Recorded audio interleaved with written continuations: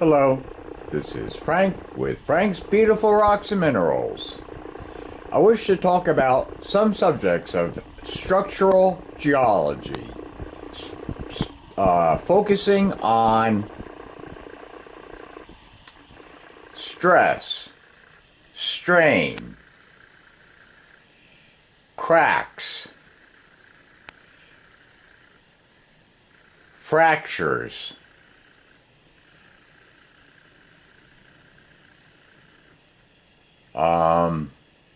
their propagation, how they form, deformational structures.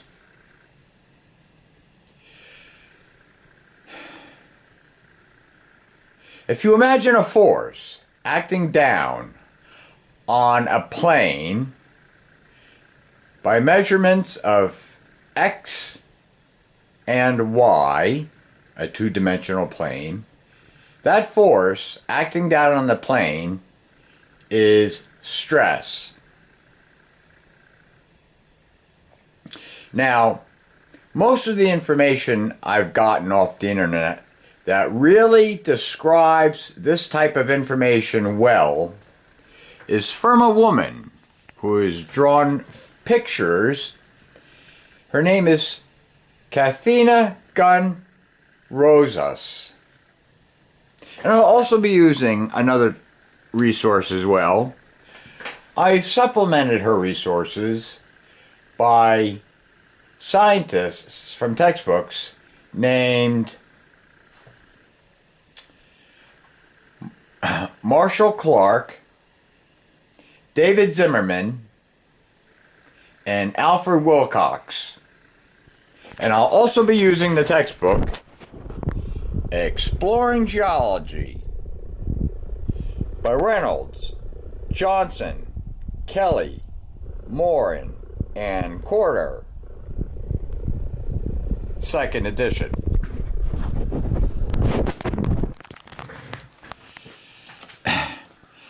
Kathina Gunn Rosas has a video on YouTube about this structure. And most of the information that I have wished to present to you is about what she goes over. Now, the reason why I'm recapitulating most of the information that she went over is to summarize it, because her lectures are over 4 hours. And I wish to supplement it with some additional photographs. Structural geology.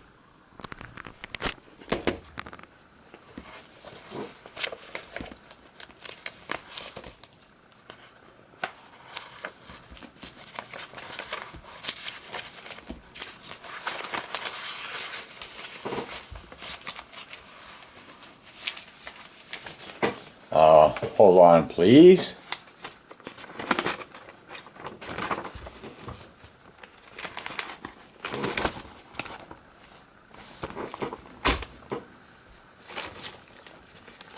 I want to summarize this information for you because her videos extend 4 hours. And she is very good. Structural geology.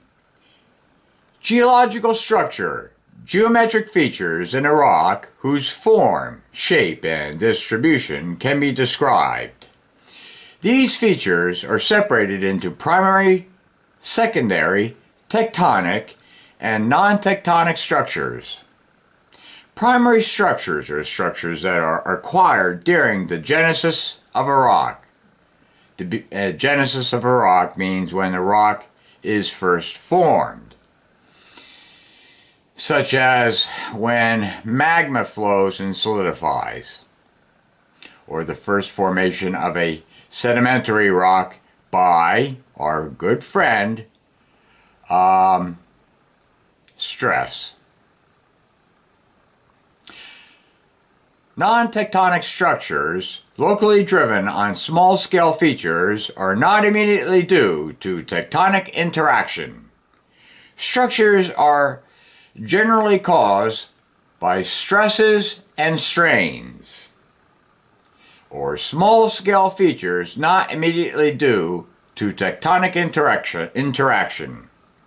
Structures are generally caused by stresses and strains, such as gravity, tectonic, and overburden. Overburden causes weight on rocks, and when those rocks are exposed to the stress of overburden and its weight, they tend to crack and fracture.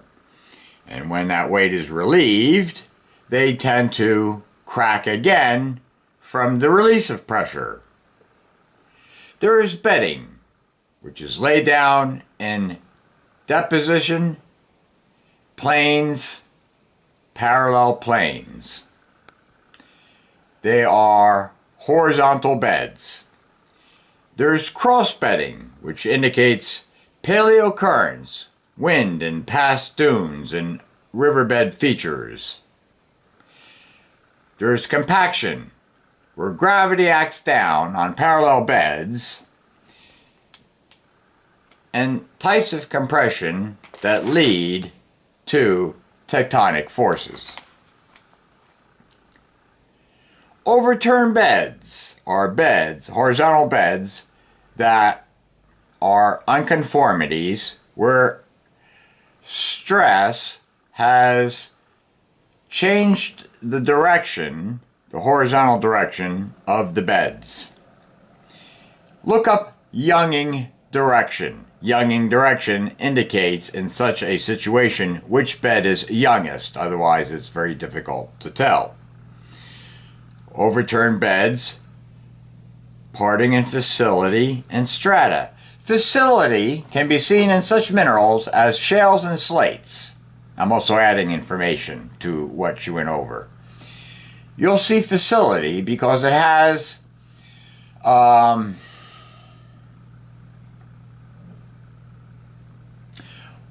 plane of cleavage, even in rock such as slate. And this is called basal cleavage. There's stratigraphic facing and the Younging direction. Facility, parting and facility, such as shale. Facility means planes that can be separated, as we discussed. Sets of beds get younger in one direction. Some diagrams are this: bedding, cross bedding, compaction by gravity, overturned beds, and the Younging direction. And as we see, facility in such minerals as shales and slate.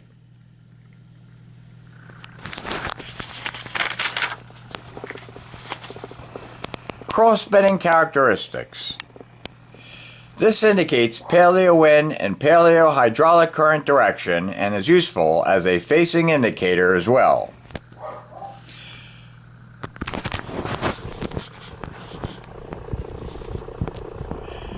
Wind or current direction. And here's a bed with little pebbles on top of the bed. Causes particles to build up on top of the dune or bed. These, where these sediments are no longer stable, which is called the angle of repose, they fall down and pile up and deposit at the bottom, at the direction of the current of underwater or wind, forming beds of depositional layers. Repeating this process, they form cross-bedded laminae. This is called the slip face, with the wind or current. Here we see a delta plane at sea level with cross-bedded laminae. Jumbled cross-bedding. This is the direction of the paleocurrent direction. Paleocurrent means that the underwater direction of current is no longer in existence. paleo means back in time. Erosion occurs due to wind.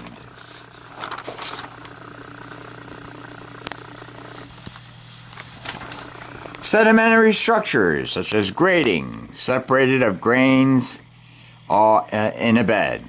There's turbidity flow, such as a turbidite in the Burma sequence. This is a picture of the Burma sequence. We see in the Burma sequence, this is a turbidite sequence. Turbidite means driven by wind, displaced by wind. We have the scoured base with tool marks on the bottom, over which is massive sands and granules, over which is cross-laminated sands, over which are laminated silts, and then the pelagic or hemipelagic mud.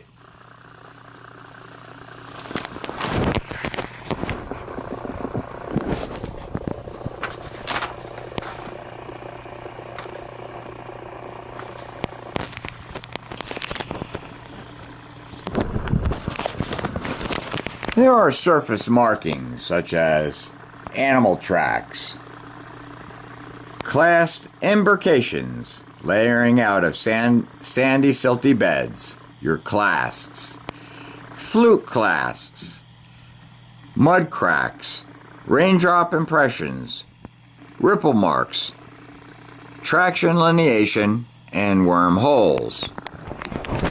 Many of these are found as fossils. Here's some wormholes, mud cracks, ripple marks, raindrop marks. Here we have a wind funnel called a flute clast, formed by little water tornadoes, a facing indicator that shows the direction of the younger beds. The direction of the younger beds, or where the scoured out mark becomes wider. And this is flowing downstream. All of these marks, such as these ripple marks, side view, all of these marks give information on the environment. We have trail sediment, little sandy lines, forms to minimize current on them.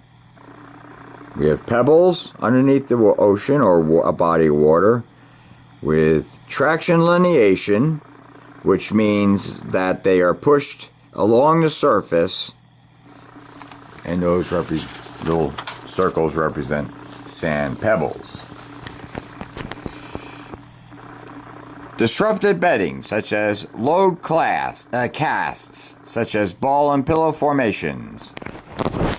When lava is extruded underneath the oceans as magma, it forms pillow basalts. That's an example. We have sand volcanoes, clastic dikes, and disrupted bedding.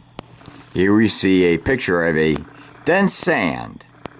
All of it is a dense sand. The bed casts are ball and pillow structures. They are more dense and seep down into the lower level of sand. We have water. Less dense mud is on the bottom. This type of sand is very filled with water. And then we can also have works of conglomerates. This disrupts bedding. Here we see, in this diagram on the bottom, dense sand and high pressure, above which is mud.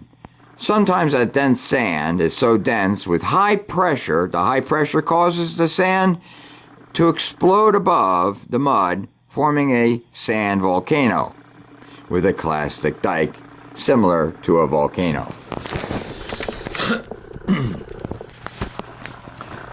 Types of contacts. We have basement rock with igneous rock. This is a nonconformity. It cannot be It's a nonconformity because of the igneous rock on the bottom, even though there are horizontal layers of beds laid upon it. A disconformity is where erosion has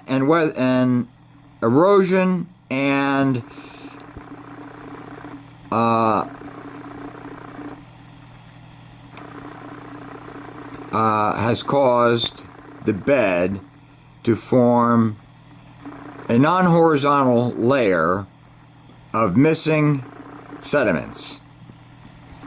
There is the angular unconformity, where we have horizontal beds above overturned beds, or angular beds. And in the seamount, or under the ocean, we have the buttress, or onlap unconformity, with horizontal beds between two layers that are higher up on the ocean or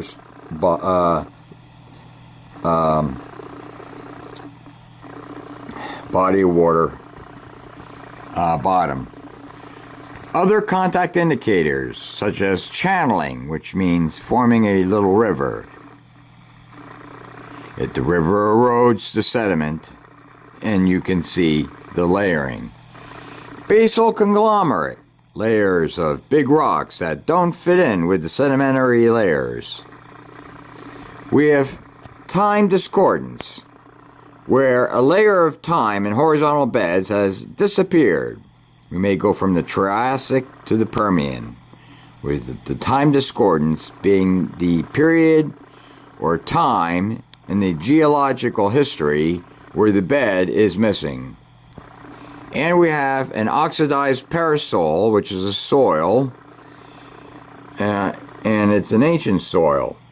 If it is oxidized, then it indicates that the sediment was not continuously deposited.